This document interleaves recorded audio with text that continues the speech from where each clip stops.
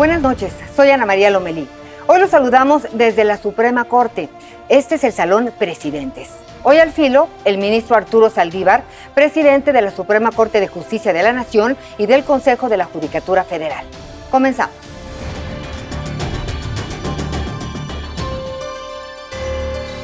Muchas gracias por recibirnos en este tan importante recinto.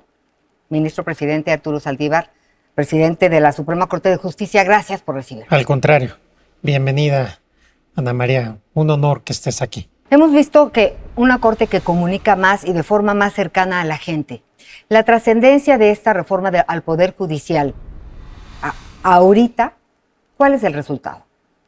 La manera de acercarnos a la sociedad es muy importante porque los jueces, particularmente la Corte, somos percibidos como personas, funcionarios públicos muy alejados de la realidad, muy poco cercanos a la gente. Entonces me parece que en un país donde no hay una cultura de legalidad, era muy importante que la Corte se acercara a la gente, comunicara mejor, hacer uso de las redes sociales, dar entrevistas, en fin, todo lo que implica una comunicación distinta. Y parte de la reforma judicial, que es muy amplia, trató precisamente de eso, de buscar acercarnos a la sociedad y recientemente, sobre todo al sector más joven de nuestro país, que son las jóvenes y los jóvenes. Usted se ha hecho referencia a los derechos humanos de manera muy particular, ¿no? Los derechos humanos son universales y están involucrados en la vida de todas y de todas las personas. La probabilidad de que un delito sea denunciado y esclarecido en México es muy baja. Según datos de impunidad cero, pues es del 1%. ¿A qué lo atribuye? Primero, a que no tenemos en la sociedad confianza en las instituciones de procuración de justicia. La gente es muy renuente a denunciar. No tenemos una cultura de la denuncia. En segundo lugar, porque esta falta de cultura de denuncia no es gratuita. En muchas ocasiones los delitos que se denuncian no son investigados o son investigados de manera ineficiente. Y en tercer lugar, del número de delitos que se denuncia, los que se judicializan son muy pocos y en muchas ocasiones los procesos no son llevados adecuadamente.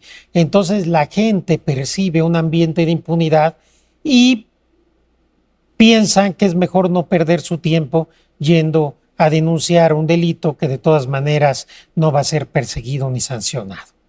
Pero es muy importante trabajar sobre la cultura de la denuncia, por un lado, y por el otro lado, pues que los ministerios públicos y la gente pues responsable de ejercer la justicia, de recibir todas estas denuncias, también tenga una preparación adecuada. Es muy importante generar una cultura de la denuncia, pero a partir de que logremos todas las instituciones generar confianza en la gente. Tenemos que mejorar el trabajo de nuestras policías, de nuestros ministerios públicos, fiscales y por supuesto también de los jueces y juezas. En el Poder Judicial Federal hemos hecho un gran esfuerzo. Tenemos un nuevo perfil de persona juzgadora, más cercano a la gente, más sensible, muy preparado en derechos humanos, de tal suerte que desde mi punto de vista en el Poder Judicial Federal hemos hecho la parte que nos toca, pero no ha sido así lamentablemente en otras instituciones. Entre las muchas cosas que se han realizado en su administración, pues está la despenalización del aborto. Y con esto viene una serie de derechos de las mujeres. ¿Qué ha pasado con estas mujeres que están en prisión por haber abortado? Muy importante que a partir de la sentencia de la Corte que reconoce el derecho de toda persona, gestante y mujer, a interrumpir su embarazo, es un derecho fundamental, es un derecho humano. A partir de ahí, cualquier mujer o persona gestante que esté siendo procesado, pretenda ser procesada en los supuestos a que se refirió la Corte, a través de un amparo debe ser liberada porque es inconstitucional que se criminalice a la mujer por interrumpir su embarazo. ¿Y a dónde pueden recurrir estas mujeres? Generalmente, y usted lo sabe, cuando el hombre es pues encarcelado, está en prisión, está privado de su libertad, pues siempre está la madre, la esposa, la hija. Cuando las mujeres están privadas de su libertad, se van quedando solas poco a poco en la mayoría de los casos. ¿A quién recurrir? Esto que dices es terrible y es cierto. Las mujeres en prisión en México normalmente son abandonadas y por eso el drama de ellas es mucho más angustiante. Las personas, las mujeres de escasos recursos, cualquiera, pero particularmente me dirijo a ellas, pueden acudir al Instituto de la Defensoría Pública. El Consejo de la Judicatura ha hecho un acuerdo para que nuestros abogados y abogadas defensores puedan participar en este tipo de problemática y defender a todas las mujeres que estén privadas de su libertad o pretendan procesarlas por un delito de aborto o algún tipo penal similar al aborto. Ahí sí tendría que hacer un reconocimiento. Tuve que acercarme al Instituto de la Defensoría Pública Federal y me sorprendió conocer abogadas y abogados con una vocación de servicio en primera instancia y además considerando especialidad para atender a personas con discapacidad, y hablábamos hace un momentito de las lenguas indígenas, pero esto es nuevo porque no sabíamos. Realmente hemos impulsado muchísimo el Instituto de la Defensoría Pública. Antes era el patito feo del Poder Judicial Federal, no se le prestaba atención. Hoy le hemos dado toda la importancia al grado de que ya está reconocido a nivel constitucional. Efectivamente, cuando yo llego a la presidencia de la Corte, se hablaban 39 variantes indígenas, hoy se hablan 148, que es un mundo. Hemos profesionalizado con mucha vocación a abogadas y abogados jóvenes y hemos liberado en estos casi 4 años a 41,000 personas pobres, que viene a ser el 18% del padrón carcelario del país, que no es un tema menor. Le hemos dado mucha importancia porque es la forma de hacer diferencia en la vida de la gente más pobre, más humilde, de los olvidados y marginados de este país, que para mí siempre han sido una prioridad. Son personas que tienen a veces hasta 10 años sin sentencia o tuvieron abusos en temas de derechos humanos en su debido proceso. A este tipo de personas nos referimos, sí, además de lo que ustedes están. Muchas de ellas, su delito es la pobreza. Simplemente ser pobres y no haber tenido quien los defienda o quien las defienda. No haber tenido quien haga valer sus derechos. En muchas ocasiones fueron torturados o torturadas, les fabricaron delitos, les pusieron agravantes para tenerlos en prisión preventiva oficiosa. Es un drama terrible el que sufren muchas personas en México, pero hemos hecho un compromiso con todas ellas y me parece que estamos dando resultados que son inéditos en nuestro país. He visto, por un lado, un documental muy impresionante que se produjo aquí en la Suprema Corte. También he visto el trabajo que han realizado en cuestión de derechos humanos, pero seguimos sufriendo el drama de que 11 mujeres mueran al día, las maten por el hecho de ser mujeres. ¿Qué pasa? Faltan castigos ejemplares, falta rigor en la ejecución de las leyes. En su opinión, ¿qué nos falta? Son muchos factores. Por un lado, falta cambiar la cultura machista, que hace de las mujeres un objeto, en relación con las cuales se permiten pequeños abusos, pequeños machismos, de miradas, de tocamientos, de palabras, de chistes, que después se generen violencia, en golpes, en violaciones e incluso feminicidios. Eso es lo que hay de fondo. Adicionalmente, tenemos muchos vicios. No tenemos un tipo penal de feminicidio a nivel nacional, de tal suerte que cada estado lo entiende como quiere. Las fiscalías locales, por regla general, no investigan adecuadamente los feminicidios, a pesar de que hay protocolos para juzgar con perspectiva de género y con perspectiva de feminicidios. De tal suerte que normalmente en las fiscalías se revictimiza a las familias y se buscan excusas, que si la niña, la mujer, usó minifalda, estaba en un bar, estaba acompañada porque no debía, etcétera, etcétera. Creo que lo primero que tenemos que hacer es reconocer que hay ese problema. Por eso hicimos la serie de Caníbal, por eso presentamos un proyecto para que, si lo quieren hacer iniciativa, los legisladores, legisladoras puedan avanzar. Generamos una guía para investigar con protocolo de constitución y de convencionalidad los feminicidios.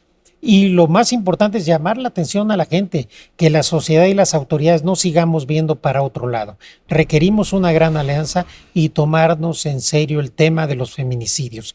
No podemos seguir permitiendo que maten 12 mujeres al día y no pase nada. Eso es algo que todas y todos deberíamos de exigir, que esto no continúe, pero es responsabilidad de todas y de todos. El principal problema está en una legislación incorrecta y en un trabajo inadecuado de las fiscalías locales. Está por terminar su periodo, lo mencionábamos hace un momentito. ¿Cuál es su balance?